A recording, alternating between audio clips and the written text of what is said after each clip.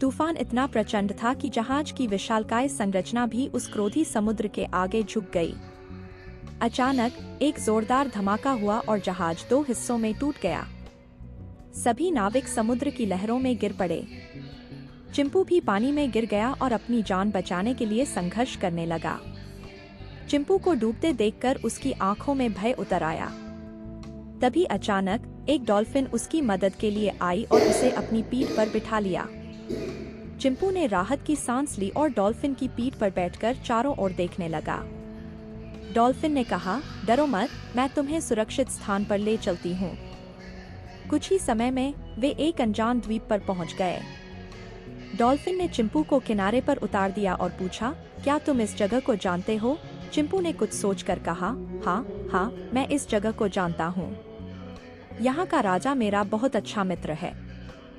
Dolphin ने उसकी बातों पर संदेह किया, लेकिन कुछ कहे बिना मुस्कुराई।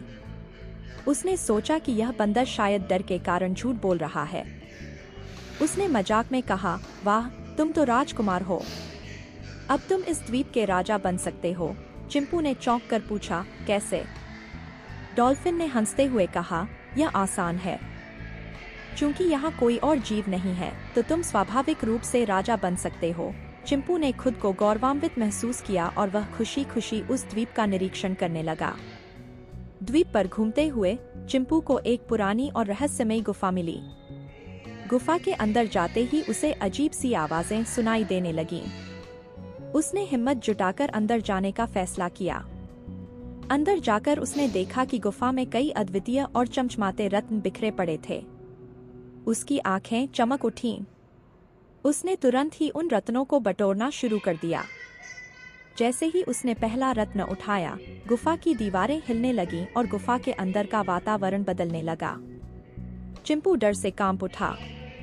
तभी एक गूंजती हुई आवाज आई, यहाँ से दूर हो जाओ, यह स्थान तुम्हारे लिए नहीं है। चिंपू ने उस आवाज को अनसुना कर दिया और रत्नों को बटोरने में जुट गया। अचानक गुफा का प्रवेश द्वार बंद हो गया और अंधेरा छा गया। चिंपू ने खुद को फंसा हुआ पाया और उसकी दिल की धड़कन तेज हो गई। डॉल्फिन, जो द्वीप के किनारे इंतजार कर रही थी, चिंपू के वापस न आने पर चिंतित हो गई। उसने पानी में छलांग लगाई और समुद्र की गहराइयों में गायब हो गई। कुछ ही देर में वह एक विशालकाय व्हेल के साथ लौट आई। व्हेल ने अपने विशालकाय मुंह से गुफा के प्रवेश द्वार को तोड़ा और चिंपू को बाहर निकाला। चिंपू ने राहत की सांस ली और डॉल्फिन और व्हेल का धन्यवाद किया। चिंपू ने डॉल्फिन से माफी मांगी और कहा, मुझे माफ कर दो, मैंने लालच में आकर अपनी जान जोखिम में डाल दी।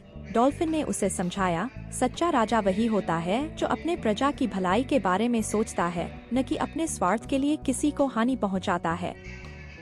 चिंपू ने डॉल्फिन की बातों को ध्यान से सुना और अपनी गलतियों से सीख ली। उसने वादा किया कि अब वह हमेशा दूसरों की भलाई के लिए काम करेगा। डॉल्फिन ने उसे गले लगाकर कहा,